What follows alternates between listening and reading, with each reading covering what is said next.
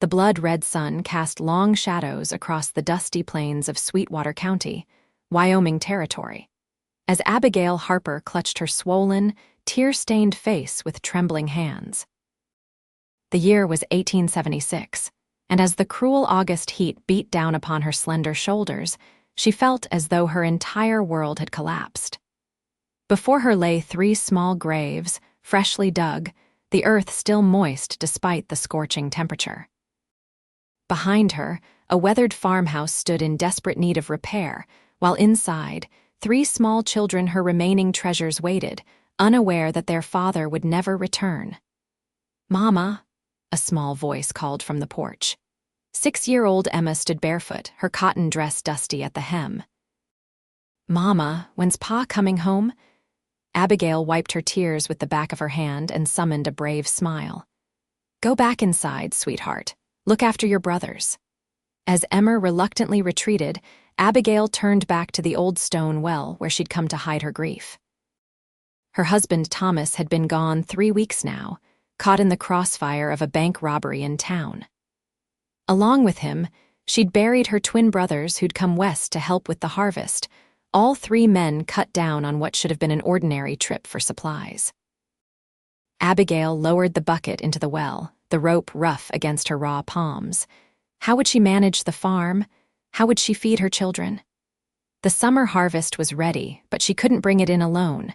Winter would follow soon enough, and without supplies, they wouldn't survive.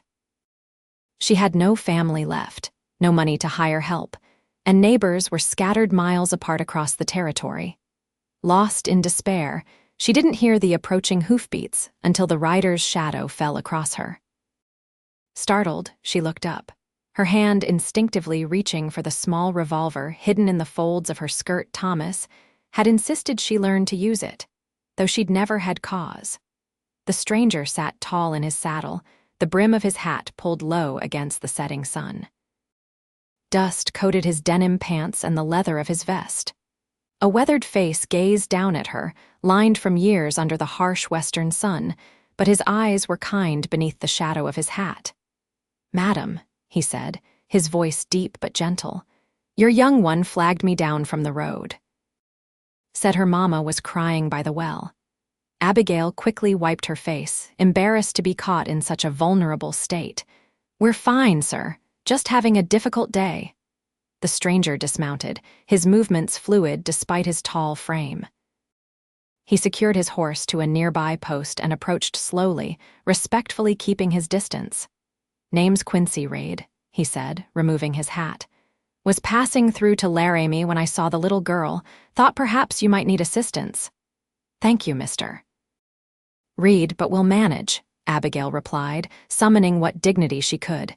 His eyes drifted to the fresh graves, then back to her face. Understanding dawned in his expression. "Your husband?" he asked quietly. Abigail nodded, words suddenly impossible past the lump in her throat. "And my brothers," she finally managed. "Bank robbery in town, they were just buying supplies." Quincy Reed's weathered face softened. "I'm mighty sorry for your loss, madam." A small cry from the house caught their attention. Abigail turned to see her youngest, 3-year-old Samuel, stumbling down the porch steps, his face red with tears. Before she could move, Quincy strode over, scooping the boy up with strong hands.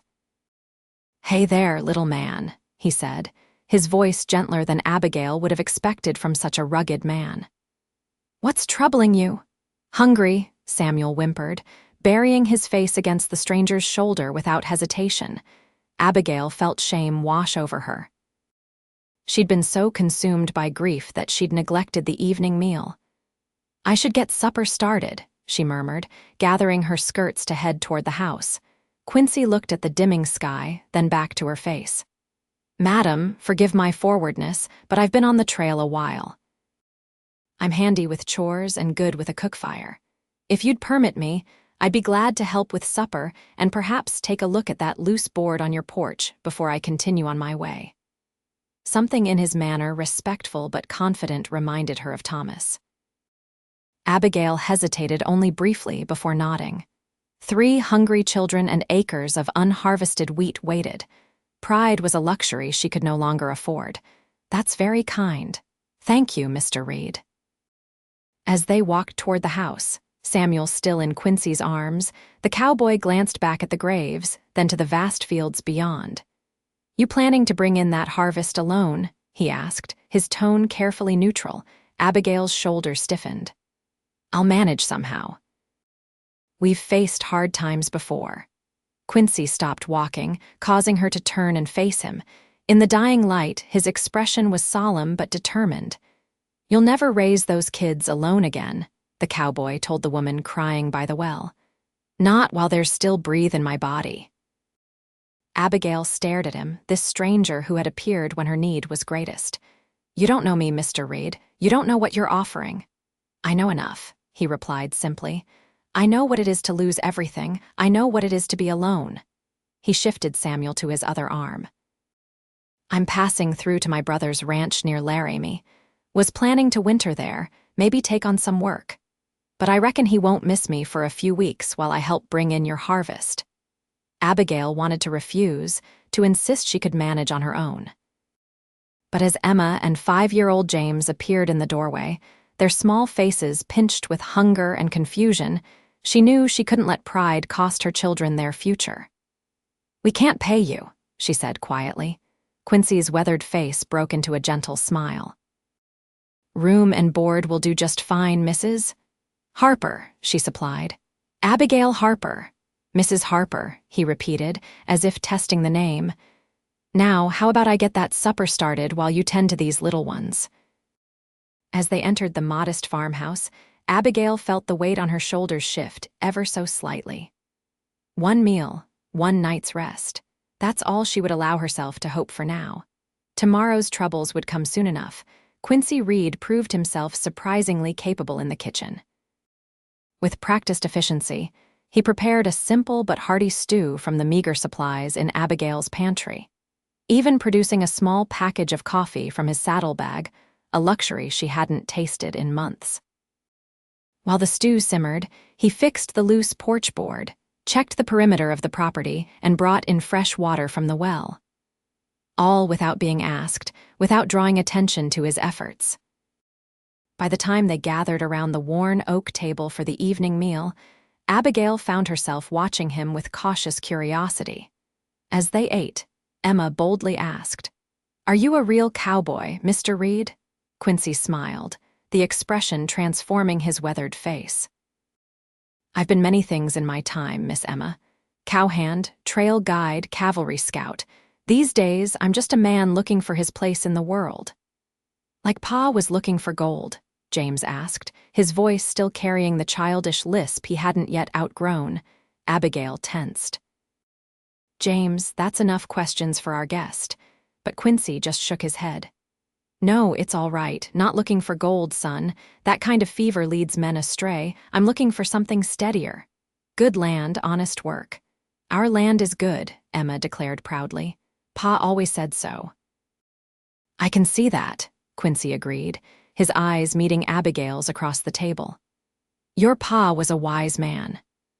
After supper, when the children were tucked into bed, Abigail found Quincy on the porch, smoking a hand-rolled cigarette and staring at the star-filled sky. She wrapped her shawl tighter around her shoulders against the night chill. "Thank you," she said simply, "for supper, for being kind to the children." He nodded, extinguishing his cigarette respectfully. "They're good kids, you've done well by them." "It was mostly Thomas," she admitted. "He had a way with them." Quincy was quiet for a moment. "How long were you married?" 8 years. "We came west after the war. Thomas served with the Union, said he'd seen enough of death and wanted to build something instead." Her voice caught. "He loved this land, believed in it." "And you?" Quincy asked. "Do you love it too?" Abigail considered the question, looking out at the dark silhouette of the wheat fields against the night sky.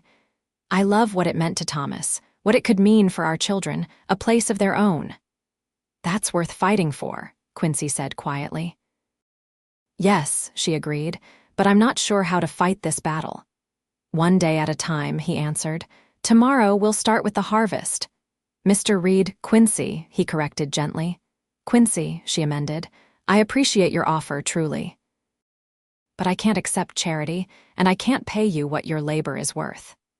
Not asking for charity or payment, Mrs. Harper, just offering one neighbor's help to another. We're not neighbors. His smile was visible even in the dim light. West of the Mississippi, anyone within 100 miles is a neighbor, and neighbors help each other. He stood, stretching his tall frame. If it eases your mind, consider it a debt I'm repaying. A debt? To whom?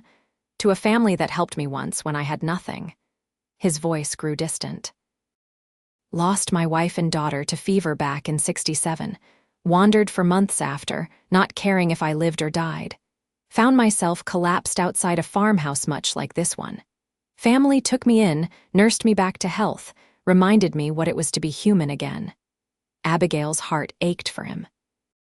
I'm sorry about your family. He nodded acknowledgement.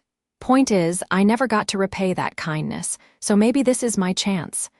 Under the vast Wyoming sky, with her children sleeping safely inside, Abigail made her decision. 1 week, she said. Help me bring in enough of the harvest to sell in town, and then you can continue to your brothers with a clear conscience. Quincy's eyes crinkled at the corners. 1 week it is, Mrs. Harper. We'll start at first light. The next morning, Quincy was already in the barn when Abigail rose before dawn. She found him examining Thomas's old scythe and the small hand-cranked reaper that had been their pride when they purchased it 3 seasons ago. Morning, he greeted her, looking more rested than he had the previous evening. Hope you don't mind, but I took stock of your equipment. The reaper needs some adjustments, but it should serve us well. Us, she questioned, pouring him a cup of the coffee he'd already brewed. Your oldest boy is sharp as a tack. Said he knows how to drive the team. Thought he could help manage the horses while I work the reaper. You and the little ones can bundle and stack. He must have seen the hesitation in her face because he quickly added, or however you prefer to arrange it. Abigail sipped her coffee, considering. Thomas had always included Emma and James in the harvest, giving them small tasks appropriate to their ages. Perhaps continuing that tradition would give them comfort. Emma does have a knack for bundling, she conceded, and James loves the horses. Quincy's face brightened. Then we have ourselves a harvest crew. They worked from sunrise to sunset that first day.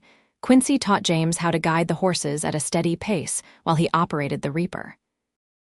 Abigail and Emma followed behind, gathering and bundling the wheat. While little Samuel napped in the shade of a makeshift canopy, Quincy had erected at the field's edge. By midday, Abigail's hands were raw, and her back ached fiercely. But when she looked at what they had accomplished, nearly a quarter of the smallest field, harvested, she felt a flutter of hope for the first time since Thomas's death.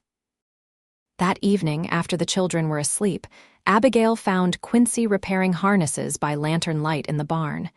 You should rest, she said. You worked harder than any of us today. He looked up, a leather strap in his hands. Just making sure we're ready for tomorrow. Your team's a good one, but this old harness has seen better days. Abigail settled on a hay bale across from him. Where did you learn to farm? You handle the equipment like you were born to it. My father had a small place in Missouri before the war, he answered, his hands never stopping their work. Grew up behind a plow before I ever sat a saddle. Yet you chose the cowboy's life. His hands stilled for a moment. After I lost my family, couldn't bear to stay in one place. Something about the trail always moving, always new horizons it helped. Couldn't outrun the grief, but sometimes I could stay one step ahead of it. Abigail understood that feeling all too well. And now, are you still running? Quincy considered the question, his eyes meeting hers in the soft lantern light. Not sure. Maybe I'm finally tired of running. Something shifted between them in that moment, a quiet understanding, a shared recognition of loss and survival. Abigail felt herself drawn to this man's steadiness, his quiet strength. It frightened her how quickly he had become essential to their survival. We should both get some rest, she said, rising from the hay bale. Dawn comes early. Quincy nodded, returning to his work. I'll be along shortly. As Abigail walked back to the house under the brilliant canopy of stars, she realized she was breathing more easily than she had in weeks. One day at a time, he had said. Perhaps that was all anyone could ask for. The days fell into a rhythm. Each morning they rose before dawn, shared a simple breakfast, and headed to the fields. The children adapted quickly, finding joy in the structure and purpose of the harvest. Even little Samuel contributed, proudly carrying water to the workers or helping Emma count bundles. By the end of the first week, they had harvested nearly half the crop, far more than Abigail had dared hope. That evening, as they sat on the porch watching the sunset paint the sky in brilliant oranges and purples, she broached the subject they had both been avoiding. "Your week is up," she said quietly, mindful of the children playing in the yard. "You've more than fulfilled your promise." Quincy's expression remained neutral, but his hands tightened slightly on the porch railing. Still plenty of wheat standing in those fields. "Yes, but you have your brother waiting in Laramie. Jim's not expecting me until the first snow. He'll hardly notice if I'm a few weeks late." He turned to face her fully. "Unless you're eager to see the back of me, Mrs. Harper." "Abigail," she corrected, surprising herself. "And no. The children, they've grown fond of you." "Just the children?" he asked, his voice low. Abigail felt color rise in her cheeks and was grateful for the dimming light. "You've been a godsend, Quincy. I don't know how we would have managed without you." "That's not what I asked." She met his gaze then, allowing herself to truly look at him. In just a week, this man had become the foundation upon which her fragile world now stood. His steadiness, his kindness to her children, his unwavering support, all given freely, without expectation. "No," she admitted softly. "Not just the children." Something like relief crossed his features. "Then I'll stay until the harvest is in. After that, well, we can decide then." Abigail nodded, not trusting herself to speak. The future still loomed vast and uncertain, but for now, they had wheat to harvest and children to feed. One day at a time, the second week brought challenges. A sudden rainstorm threatened the cut wheat waiting to be gathered.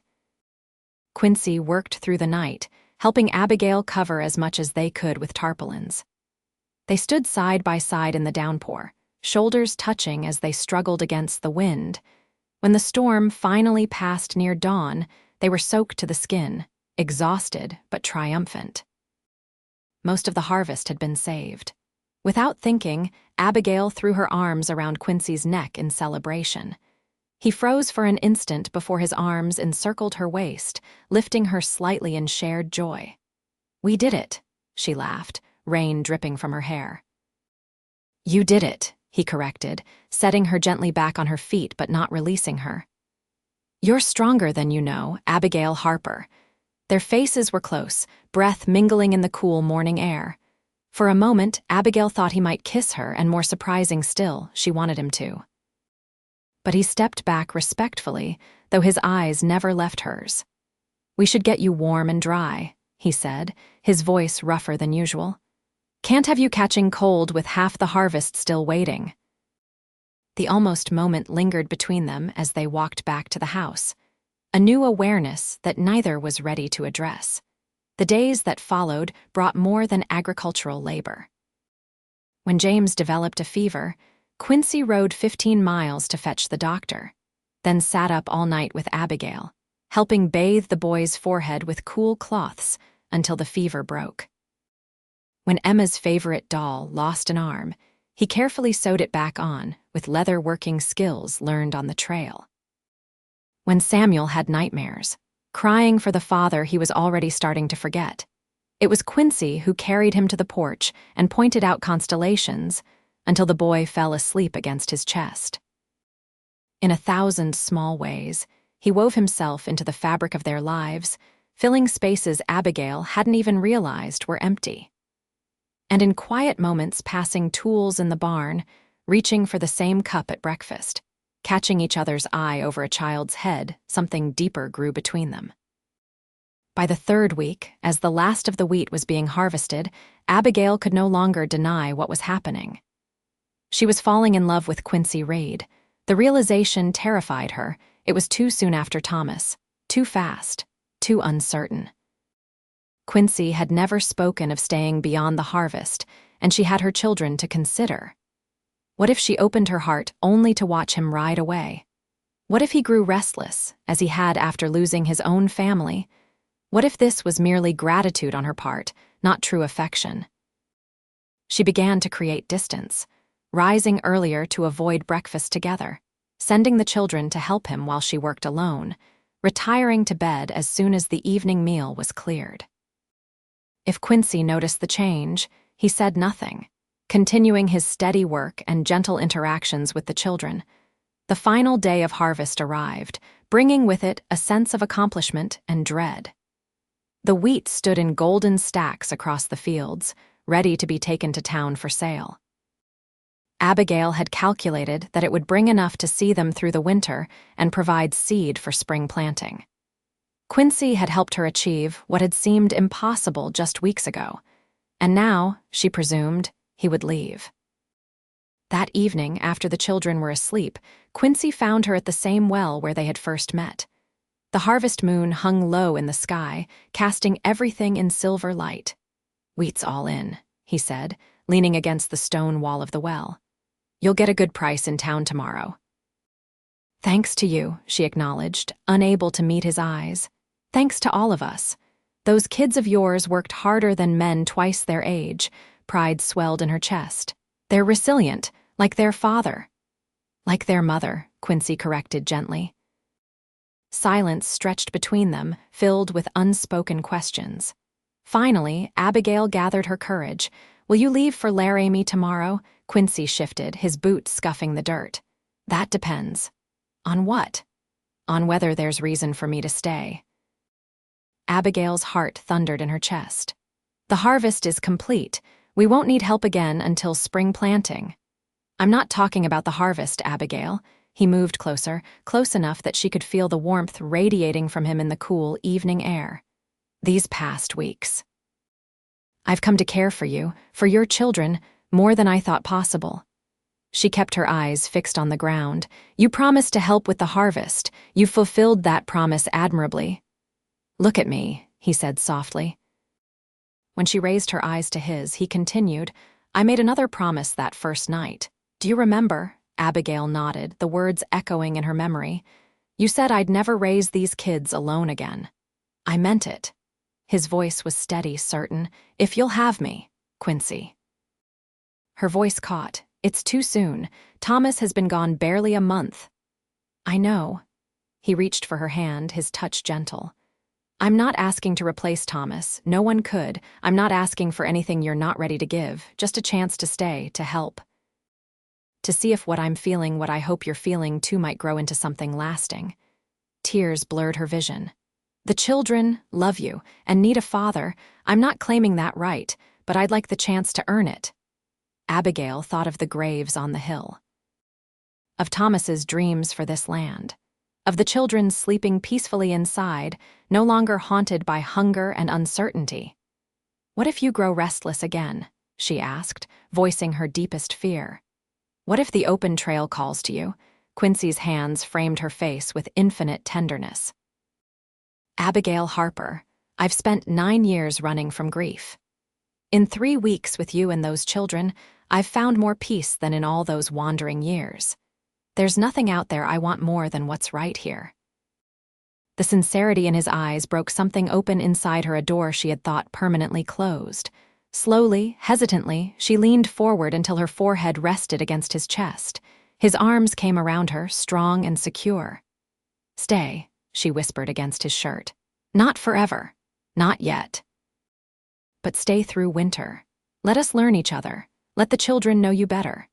She felt rather than saw his smile as he pressed his lips to the top of her head. "I'll stay as long as you'll have me, Abigail, 1 season or 50. They stood by the well where they had first met, wrapped in each other's arms under the harvest moon.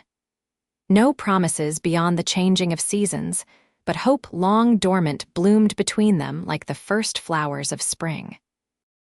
In town the next day, the wheat brought an even better price than Abigail had hoped. The storekeeper, Mr. Patterson, examined the grain with approval. "Fine quality, Mrs. Harper. Didn't expect to see you managing a harvest this year. what with your loss?" His eyes flicked to Quincy, who stood loading supplies onto their wagon. "Though I see you found some help." "Mr. Reed has been invaluable," Abigail replied, choosing her words carefully. Sweetwater was a small community, and gossip traveled faster than telegraph messages. "Staying on, is he?" Patterson asked, not bothering to disguise his curiosity. "Through winter," she answered. "We have repairs to make before the snow comes." This seemed to satisfy the storekeeper, who began tallying their purchases against the wheat payment.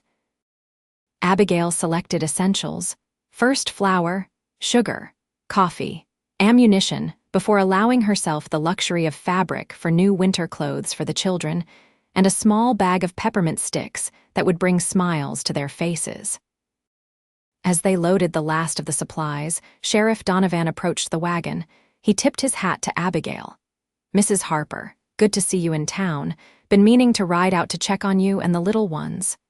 "We're managing well, Sheriff, thank you." The lawman's attention shifted to Quincy.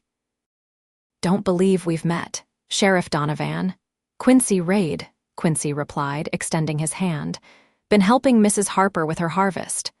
Something in the sheriff's expression changed, a narrowing of the eyes, a slight tension. "Reed, you say? You wouldn't happen to be related to Jim Reed up Laramie way?" "My brother," Quincy confirmed. "You know him?" "Know of him," Donovan replied carefully. "Heard he's been having some trouble with cattle rustlers crossing his land. Thought he might appreciate knowing his brother's nearby." Abigail felt Quincy stiffen beside her. "What kind of trouble?" he asked.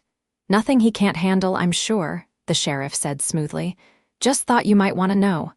"Appreciate the information," Quincy replied, his voice neutral. "I'll be seeing him before long."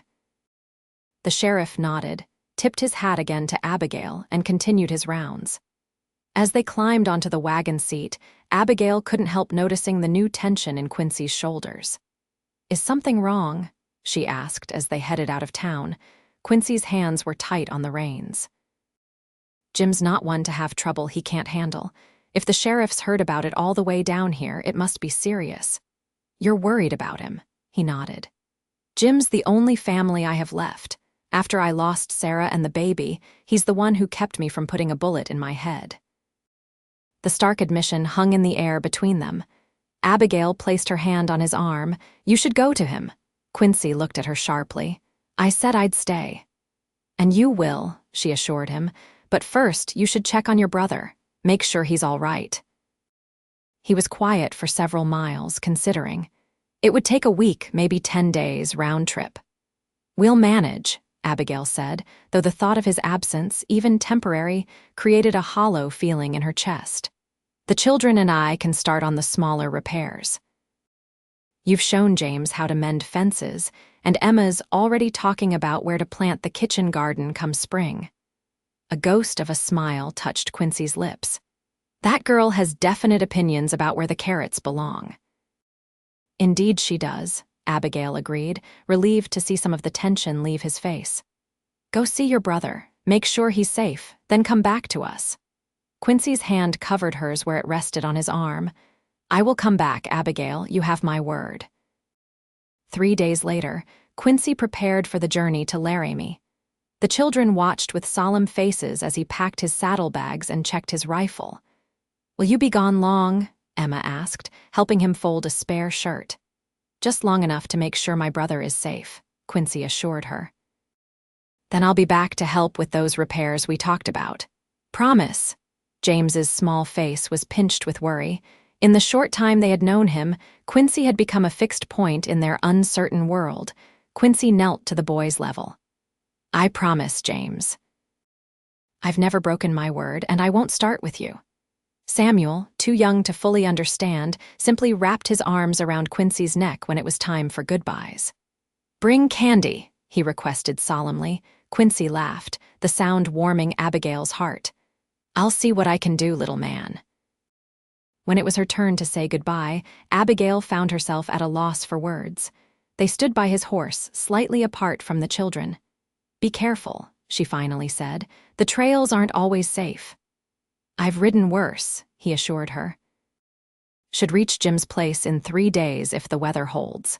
Abigail nodded, fighting unexpected tears. We'll be fine here, don't worry about us. Quincy's hand came up to touch her cheek, his calloused fingers gentle against her skin. I will worry about all of you. His voice dropped lower. Especially you. Before she could respond, he leaned forward and placed a soft, brief kiss on her lips there first. It was over almost before it began, but it left Abigail breathless. I'll be back, he promised, mounting his horse in one fluid motion. She watched him ride away, the children waving beside her until he disappeared over the ridge. Only then did she allow herself to acknowledge the fear that had taken root alongside her growing feelings. What if he didn't return? What if, once free of the responsibility he had shouldered, he remembered the appeal of the open trail? That night, after the children were asleep, Abigail sat alone on the porch, watching the stars and thinking of Quincy. 3 weeks ago, he had been a stranger. Now, the thought of life without him created an ache she couldn't ignore. Was this love? Or desperate gratitude? How could she know the difference when everything had happened so quickly? The days without Quincy passed slowly. Abigail kept the children busy with small repairs and preparations for winter. Emma proved herself a capable helper in the kitchen, learning to make simple bread and stew. James took his new responsibilities seriously, checking the chicken coop for eggs each morning and helping to mend the corral fence. Even Samuel seemed to understand that they all needed to contribute, proudly carrying kindling for the stove in his small arms. A week passed with no word from Quincy. Then 10 days. Abigail told herself not to worry, the trails were unpredictable, and Laramie was a fair distance. But as the 12th day dawned with still no sign of him, doubt began to creep in. Perhaps he had decided to stay with his brother. Perhaps the freedom of the trail had reclaimed him. Perhaps his feelings, seemingly so genuine, had been a temporary response to her need. On the 14th day, as Abigail was hanging laundry in the crisp autumn air, Emma's shout drew her attention. "Riders coming," the girl called from her perch on the fence. 2 of them. Abigail's heart leapt, then just as quickly fell. 2 riders. Not Quincy alone, then. She shaded her eyes, straining to see through the dust kicked up by the approaching horses. As they drew closer, she recognized Quincy's broad-shouldered silhouette. Relief flooded through her, followed immediately by curiosity about his companion. The second rider was nearly as tall as Quincy, with the same set to his shoulders, family resemblance evident even at a distance. "Children, inside, please," she called, not knowing what news the riders brought. "But Mama, it's Quincy," Emma protested. "Inside now," Abigail repeated firmly. "You can greet him properly once I've spoken with him." Reluctantly, the children retreated to the house as the riders reached the yard. Quincy dismounted first, his face breaking into a smile that erased Abigail's lingering doubts. He had missed her as much as they had missed him. "Abigail," he said, crossing to her in long strides. "Sorry we're late. Trail was washed out near the pass." She questioned, looking at the second man who was now dismounting. "My brother, Jim Reed," Quincy explained. "Jim, this is Abigail Harper." Jim Reed was indeed clearly Quincy's brother, though perhaps 5 years younger. The same tall frame and strong features, but his eyes were sharper, more assessing. He tipped his hat to her. "Madam, heard a lot about you and your little ones on the ride down." Abigail nodded in greeting, questions filling her mind. Why had Quincy brought his brother here? What had they found in Laramie? Before she could ask, the door flew open and the children burst out, unable to contain themselves any longer. They swarmed around Quincy, all talking at once. He laughed, lifting Samuel high in the air while Emma and James competed for his attention. "Missed you too, wild things," he said, his eyes finding Abigail's over their heads. The warmth in his gaze sent color to her cheeks. After the initial excitement subsided, they moved to the porch where Abigail served coffee to the men while the children peppered them with questions about their journey. "Did you fight any outlaws?" James wanted to know. "Not this trip," Quincy answered with a wink. "Did you bring candy?" Samuel asked, more concerned with immediate gratification. Quincy reached into his pocket and produced a small paper bag of peppermint sticks, to the boy's delight. "What about Indians?" Emma asked, always practical. "Did you see any?" "Saw a Shoshone hunting party," Jim replied. They were after elk, not travelers. As the children's curiosity was satisfied, Abigail sent them to complete their chores, giving the adults a chance to speak privately. Once they were alone, she turned to Quincy with questioning eyes. "What happened in Laramie? The sheriff mentioned trouble." Quincy and Jim exchanged glances. "Rustlers," Jim confirmed. "Been hitting ranches all along the Laramie River. Took nearly 30 head from me last month." "That's why Jim's here," Quincy explained. "We tracked the rustlers south. Signs point to them operating somewhere in this region." Concern flickered through Abigail. "Here, we haven't seen any strangers." "They're being careful," Jim said. "Working mostly at night, taking small numbers from different herds so folks don't notice right away, but they're organized, not just opportunists." "I wanted to warn you," Quincy added. "Keep the rifle loaded, just in case, though I doubt they'd bother with your milk cows." "And you?" Abigail asked. "What are you planning to do?" Again, the brothers exchanged looks. "Jim's going to speak with Sheriff Donovan," Quincy answered, "see if they can organize a proper search. Meanwhile, I thought I'd make good on my promise to help with those repairs before winter sets in." Relief washed through her. He had come back, as promised. Whatever his brother's business with the rustlers, Quincy's priority was still her family. Jim stayed only one night before continuing to town the next morning. As he prepared to leave, he took Abigail aside while Quincy helped the children with morning chores. "My brother's different," Jim said without preamble. "Since Sarah died, he's been drifting. Never staying anywhere, never connecting with anyone." His eyes were serious as they met hers. "Until now." Abigail wasn't sure how to respond. "He's been a godsend to us." "It's more than that," Jim insisted. "The way he talks about you, about those kids, I haven't seen him this alive in years." He hesitated, then continued, "Don't know what's between you two, and it's not my business. But whatever it is, it's healing something in him I thought was broken for good." His words stayed with Abigail long after he rode away.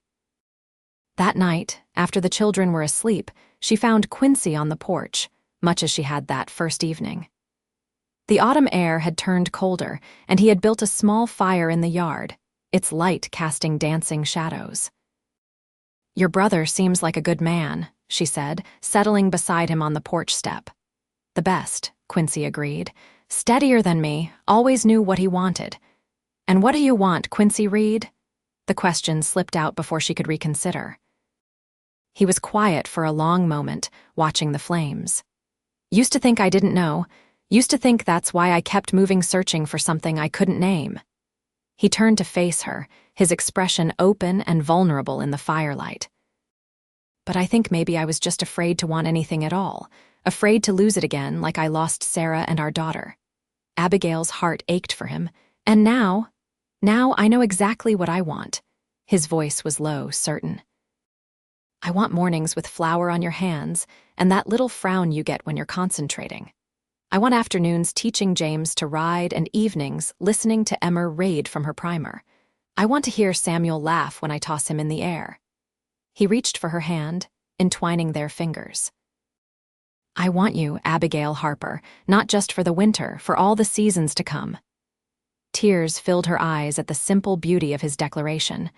"I'm afraid," she admitted. "It's happening so fast. What if it's not real? What if it's just circumstance throwing us together?" "It's real," he assured her, bringing their joined hands to his lips. "Realer than anything I've known since I lost my family, but we don't have to rush. We have time to be sure." Abigail thought of Thomas, of the life they had built together, of the dreams cut short by senseless violence.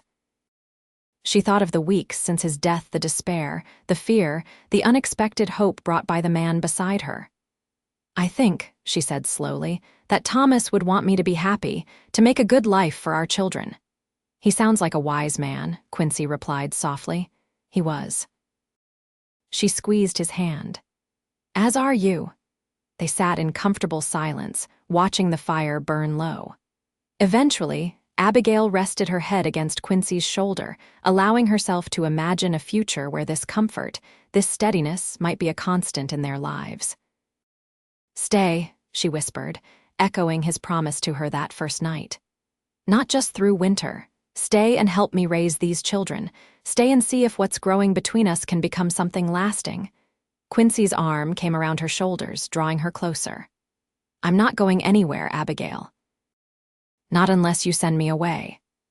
Under the vast Wyoming sky, with the fire casting golden light on their entwined figures, they sealed their tentative promise with a kiss not brief like the first, but lingering, a testament to possibilities unfolding between them. The weeks that followed settled into a new rhythm. Quincy became a fixed part of their daily lives, no longer a temporary helper, but a permanent presence. He moved his few belongings into the small room off the barn that Thomas had once used as a workshop, respecting propriety despite the deepening of their relationship. Together, they prepared the farm for winter. Quincy repaired the roof, reinforced the barn, and built new shelves in the root cellar to store the vegetables Abigail preserved. The children flourished under the shared attention, their grief for their father still present but no longer all-consuming. Emma, especially, seemed to blossom. She shadowed Quincy whenever possible, asking endless questions about his travels, helping him with repairs, demanding to learn everything from how to properly saddle a horse to how to track animals in the forest beyond their fields. "She's got her mother's determination," Quincy remarked one evening as they watched the girl meticulously repair a torn book page with paste she had made herself. "And her father's curiosity," Abigail added, a bittersweet smile touching her lips. Thomas was always taking things apart to see how they worked. James, too, found a new confidence in Quincy's steady presence. Where before he had been shy and hesitant, he now eagerly tackled new challenges, proud to show Quincy his accomplishments. Even Samuel, too young to fully understand the changes in their family, instinctively turned to Quincy for comfort and play. As October gave way to November, the first snow dusted the Wyoming landscape. Abigail watched it fall from the kitchen window, thinking of the winter ahead. For the first time since Thomas's death, she felt prepared not just physically, with a well-stocked pantry and repaired buildings, but emotionally. The crushing weight of sole responsibility had been lifted, shared now with a man who asked for nothing in return except the chance to be part of their lives. That evening, as the children played checkers by the fire, Quincy joined Abigail at the table where she was mending one of James's shirts. "Jim sent word from town," he said quietly. "They've had no luck tracking the rustlers, trails gone cold with the weather." Abigail set down her sewing. "Will he go back to Laramie? Not yet. He's stubborn." Quincy smiled fondly. "Says he won't leave until he recovers at least some of his stock." "Sheriffs deputized him temporarily?" "And you?" she asked, the question that always lingered between them. "Don't you want to help him?" Quincy's hand covered hers on the table. "Jim knows where to find me if he needs me. My place is here now." The certainty in his voice warmed her more than the fire. Over the weeks, their relationship had deepened through quiet conversations, shared work, and stolen moments of tenderness. Yet they had been careful, mindful of the children's watchful eyes and the still fresh grief for Thomas. "I've been thinking," Quincy continued, his voice low enough that the children couldn't hear. "About Christmas." "What about it?" Abigail asked, surprised by the change of subject. "It'll be hard for the children. They're first without their father." She nodded, already concerned about how to make the holiday special despite their loss. "I've been putting aside flour and sugar for cookies, and there's enough fabric left for small gifts." "I'd like to get them something special," Quincy said. "Maybe ride into town next week." "Was hoping you might have suggestions." Abigail felt a rush of affection for this man who thought so carefully about her children's happiness. "Emma's been eyeing a journal in the mercantile window for months. James would love anything to do with horses." And Samuel would be happy with a stick if it came wrapped in paper, Quincy finished with a laugh. Their eyes met across the table, understanding flowing between them. This was what partnership felt like, sharing not just the work and worry, but the joy and planning that made a family. "Thank you," Abigail said simply. "For what?"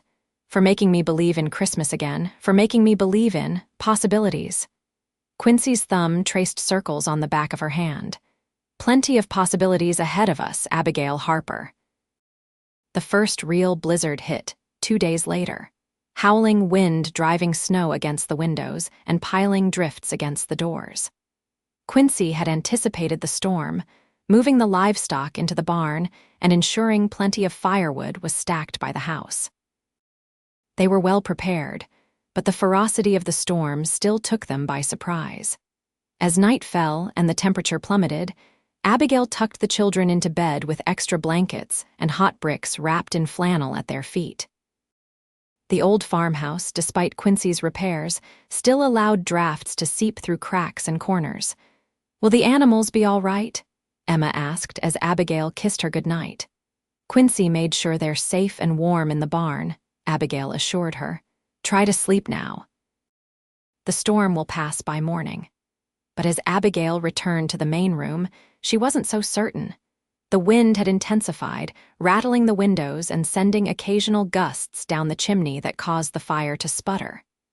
Quincy was adding logs to the stove, his expression concerned. "I should check the barn once more," he said, reaching for his heavy coat. "Make sure everything's secure." "It's too dangerous," Abigail protested. "You could get disoriented in the whiteout." "I'll string a rope from the porch to the barn," he replied, already pulling on his boots. "Won't take long." Before she could argue further, a particularly violent gust shook the house, and they heard a cracking sound from above, followed by the distinctive patter of snow falling somewhere it shouldn't. "The roof," Quincy muttered, grabbing a lantern. "Stay here, I'll check the attic." He disappeared up the narrow stairs that led to the small storage space above. Moments later, his voice called down, "There's a breach near the chimney. Snow's coming in." Abigail's heart sank. A damaged roof in the middle of a blizzard could be disastrous. How bad? "Not good," came the reply as Quincy descended, dusted with snow. "But fixable. I'll need to get up there with some tools and the tarpaulin from the barn. You can't go on the roof in this storm."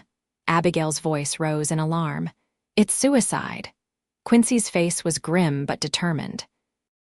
"If we leave it, the damage will spread. Water will get into the beams when the snow melts, and we could lose the whole roof by spring."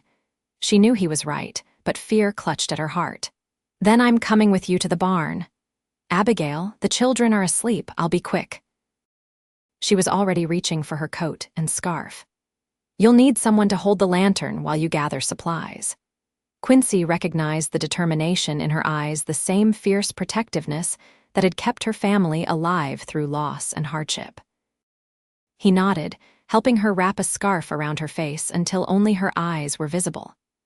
"Stay close," he instructed, tying a rope around his waist and securing the other end to the porch post. "Hold onto my coat if you need to." They stepped out into a world transformed by wind and snow. The familiar yard had disappeared under white drifts, and the air was filled with swirling flakes that stung any exposed skin. Abigail clutched the back of Quincy's coat as he forged a path toward the barn, the lantern light barely penetrating the whiteout conditions. Inside the barn, the animals shifted nervously at their entrance, sensing the storm's intensity. Quincy worked quickly, gathering tools, rope, and the heavy tarpaulin they had used during harvest. Abigail held the lantern high, watching him with growing admiration.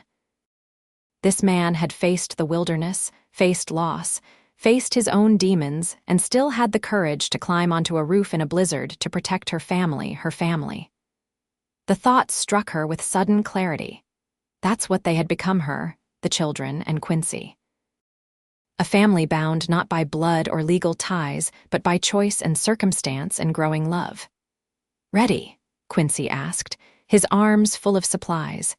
Abigail nodded, leading the way back to the house, the rope their lifeline through the blinding snow. Once inside, they stamped snow from their boots and shed their outer layers. "I'll need to work from inside the attic," Quincy explained, organizing his tools. "Can't risk the roof in this wind. I'll secure the tarpaulin from below as best I can, then finish the proper repairs when the storm passes." "I'll help," Abigail said firmly. Together, they climbed to the attic, where the temperature was significantly colder. Snow had accumulated in a small pile beneath a gap where the roof joined the chimney. Quincy worked methodically, using boards to create a temporary barrier, then securing the tarpaulin over it with nails and rope. Abigail held the lantern steady, handing him tools as needed, their breath visible in the cold air. After nearly an hour of work, the makeshift repair was complete. Snow no longer filtered through, and the worst of the draft was blocked. "It'll hold until I can get up there properly," Quincy said, surveying his work with critical eyes. "Thank you," Abigail replied, her voice catching. "I don't know what we would have done if you'd have managed," he interrupted gently.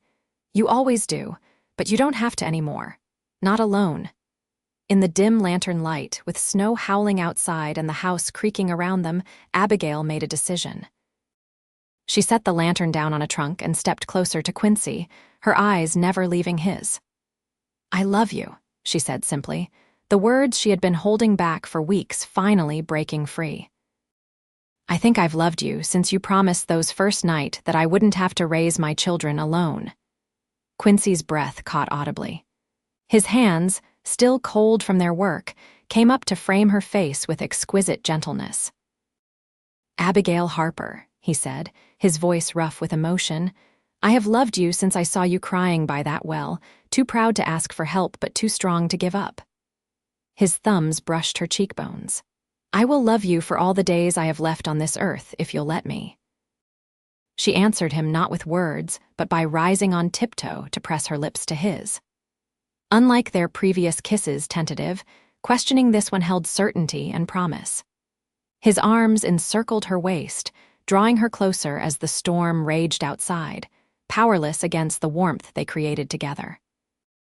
When they finally parted, both breathless, Quincy rested his forehead against hers. "Marry me," he whispered. "Not right away if you're not ready, but someday. Let me be a father to your children. Let me build a life with you on this land Thomas loved." Tears filled Abigail's eyes, not of grief this time, but of joy and hope reborn. "Yes," she answered. "Yes to someday. Yes to building a life together."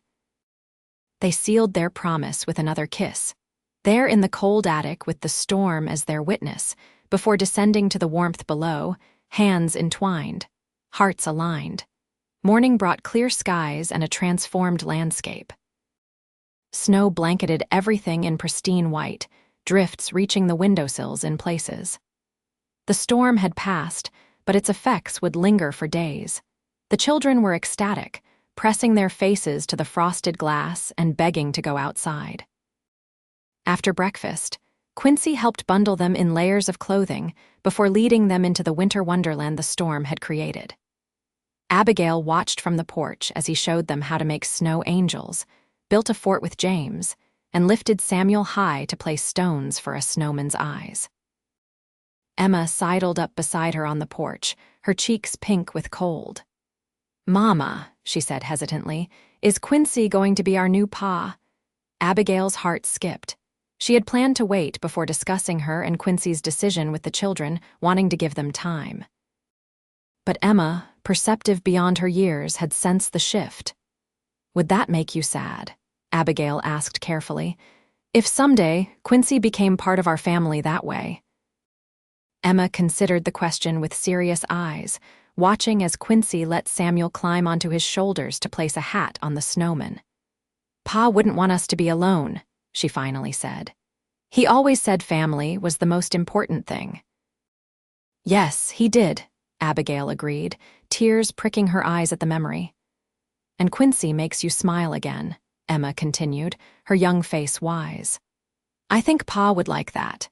Abigail pulled her daughter into a tight embrace, marveling at the resilience of children and their capacity for love.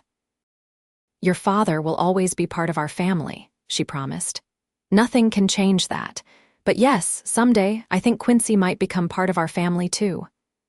Emma nodded, satisfied, before dashing back to join the others in their snow play. Abigail remained on the porch, watching the scene with a full heart. Thomas would always be her first love, the father of her children, the man who had brought her west to build a dream. But life, in its mysterious way, had brought her a second chance at happiness, not to replace what was lost, but to build something new from the foundation that remained. As if sensing her thoughts, Quincy looked up, meeting her eyes across the snowy yard. His smile, warm and certain, promised a future she had thought lost forever. Winter settled in properly after the blizzard, bringing shorter days and long evenings spent by the fire. Quincy completed the roof repairs and continued to improve the house and barn, making them more secure against the Wyoming weather. The children thrived under the shared attention, and slowly, the grief that had shadowed the household began to lift. Christmas approached, bringing both anticipation and melancholy. Abigail worried about how the children would handle the holiday without their father, but Quincy seemed determined to make it special. He disappeared into town one day and returned with his saddlebags mysteriously full, refusing to let anyone peek inside. On Christmas Eve, after the children had hung their stockings and finally fallen asleep, Quincy and Abigail sat before the fire, enjoying a rare moment alone. "I have something for you," he said, reaching into his pocket. "Was going to wait until morning, but thought maybe this should be just between us." He handed her a small package wrapped in brown paper and tied with string. Curious, Abigail unwrapped it to find a slender silver band set with a single pearl.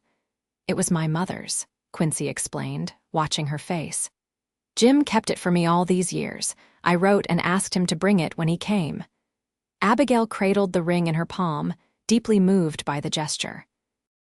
"It's beautiful. It's not fancy," he said, suddenly uncertain. "And maybe you'd prefer something new, not something with history." "It's perfect," she interrupted, closing her fingers around it. "Absolutely perfect." Relief washed over his features. "I don't expect you to wear it yet. Just wanted you to have it. A promise for someday." Abigail studied the man before her, this cowboy who had appeared when she needed him most, who had helped her save her farm and restore her hope. In just 3 months, he had become essential to her happiness, to her children's future. "I think," she said slowly, "that someday doesn't need to be too far away." She opened her hand, offering him the ring. "I'd like to wear it now if you'll put it on." Quincy's eyes widened. "Are you sure? There's no rush." "I'm sure," she replied with quiet certainty. "Life is too unpredictable to postpone happiness. Thomas taught me that. We can have a proper wedding in the spring, when travel is easier and Jim can attend, but I don't want to wait to call you my intended."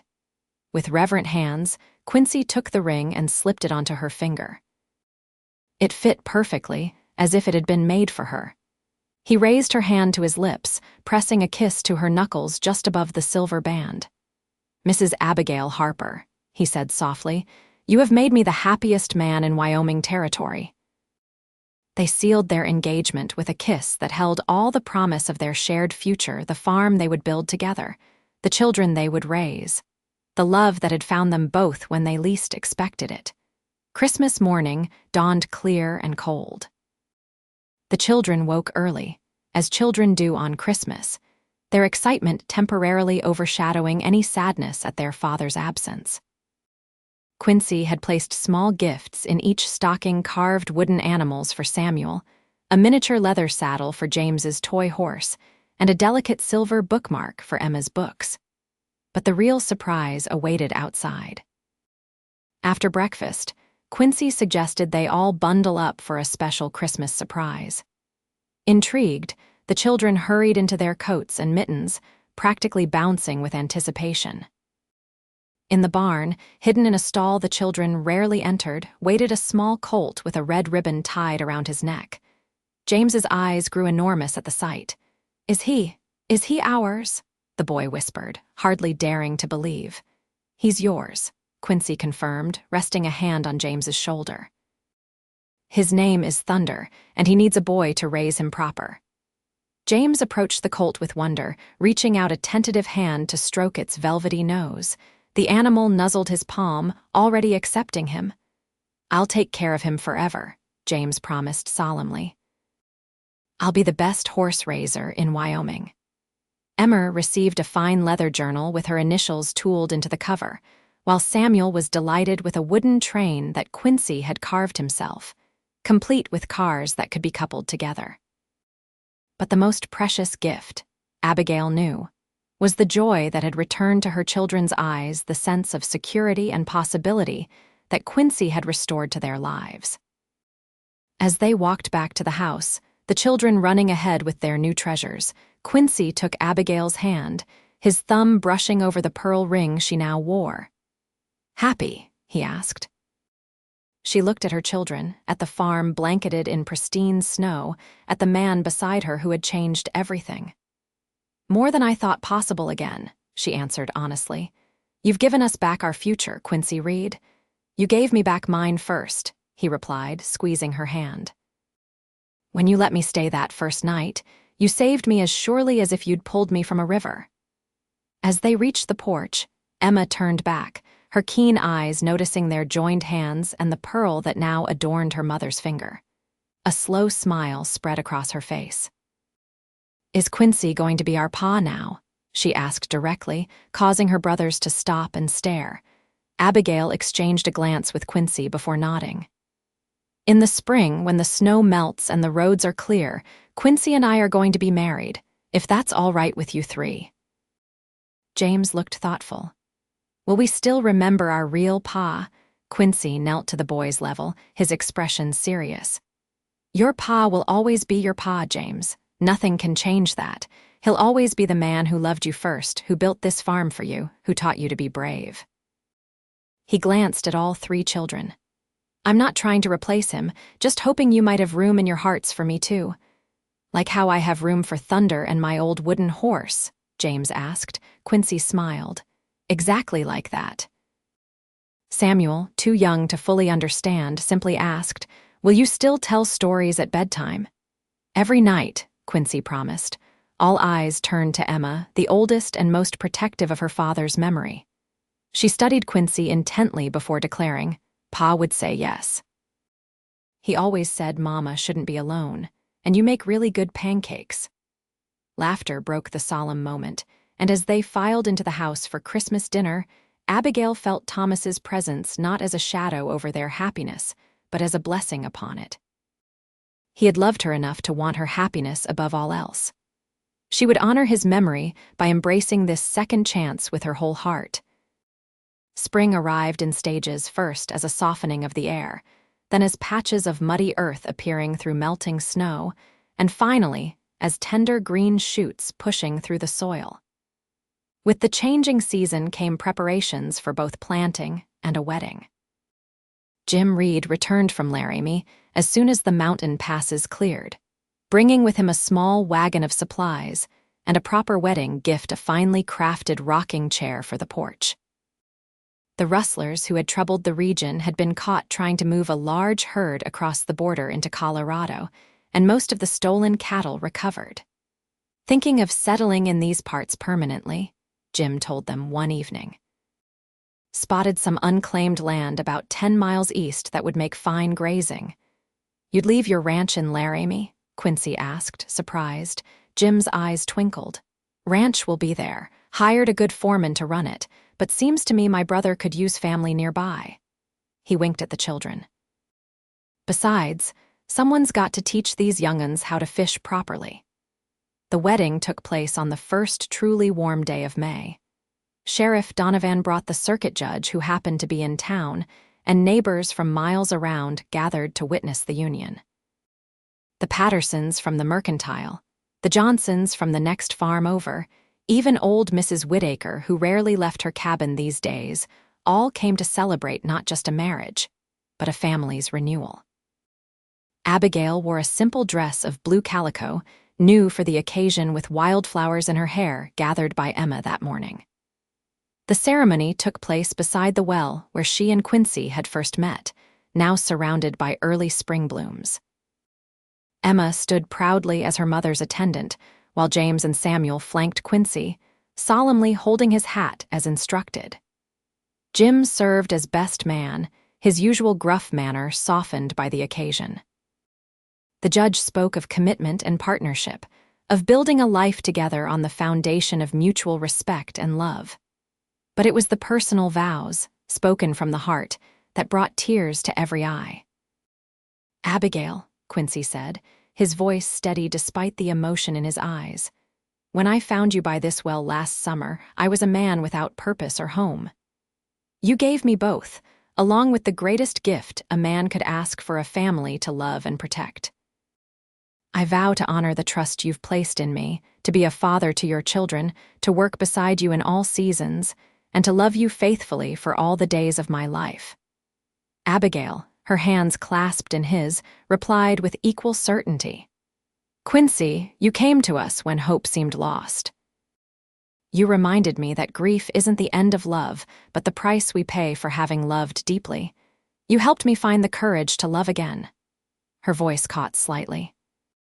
"I vow to walk beside you through whatever life brings, to make a home with you on this land we both cherish, and to love you with a heart that has grown large enough to hold both memories of the past and dreams for our future." The judge pronounced them husband and wife, and cheers erupted as Quincy sealed their union with a kiss that promised forever. The children rushed forward to embrace them both, creating a family circle that symbolized their new beginning.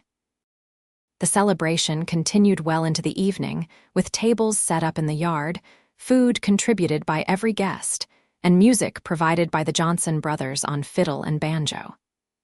As twilight fell, lanterns were lit, casting a golden glow over the gathering. Abigail found a moment alone with Quincy as they stood slightly apart, watching Emma teach Samuel a simple dance while James proudly showed thunder to admiring neighbors. "Happy, Mrs. Reed?" Quincy asked, his arm around her waist. The name, her new name, still felt fresh on her ears. "Happier than I believed possible a year ago," she admitted. "Though part of me still feels Thomas should be here to see this." "I think he is, in a way," Quincy replied, his gaze drifting to the 3 small graves on the hill, now surrounded by spring flowers planted by the children.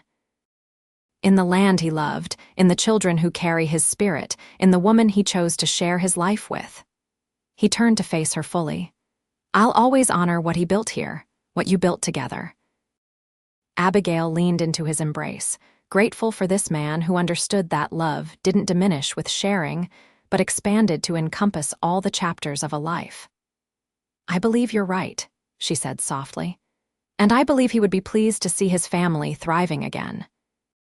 As darkness settled fully over the Wyoming plains, stars appeared in the vast sky above the same stars that had witnessed their first meeting by the well, their first tentative steps toward each other, their commitment through winter's trials.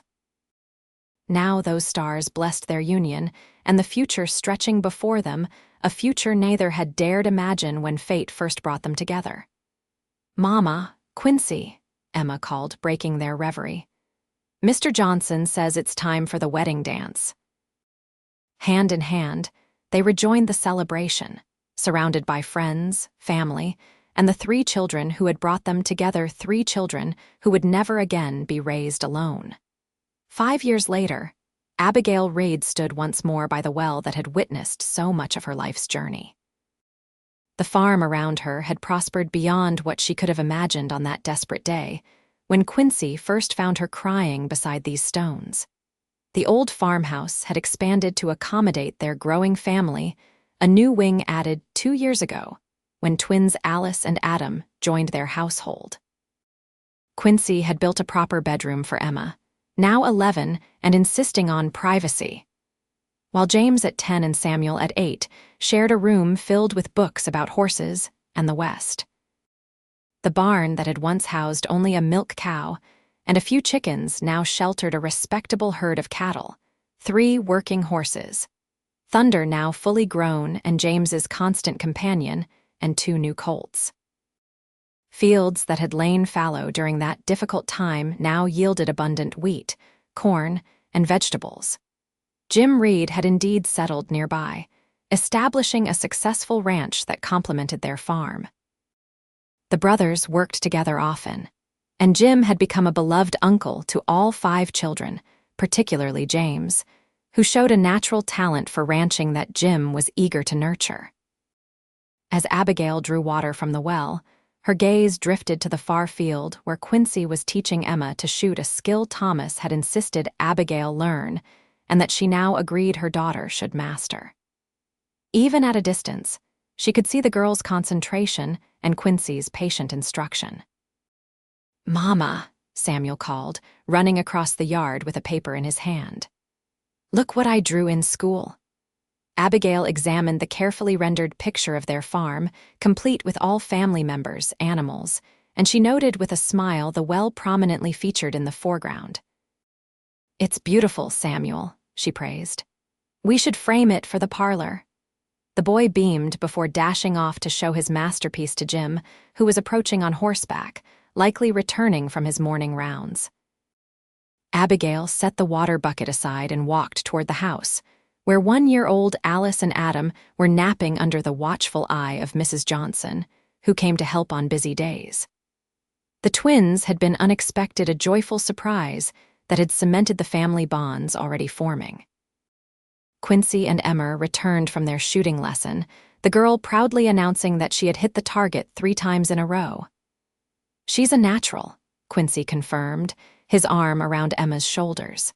The easy affection between them warmed Abigail's heart.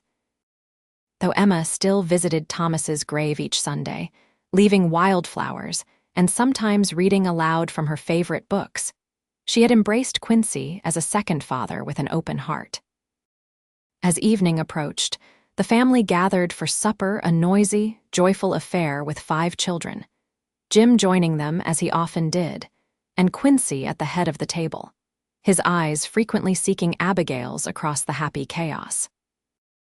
Later, with the younger children in bed and Emma reading in her room, Abigail and Quincy took their customary evening walk, following a path that inevitably led them past the well. "Hard to believe it's been 5 years, Quincy remarked, his hand warm around hers. "Sometimes it feels like yesterday," Abigail replied. "Other times, it seems you've always been here." They paused by the stone structure that had witnessed their first meeting, their engagement, their wedding. Quincy traced the weathered stones with his free hand, a thoughtful expression on his face. "Do you ever wonder what would have happened if I hadn't passed by that day?" he asked.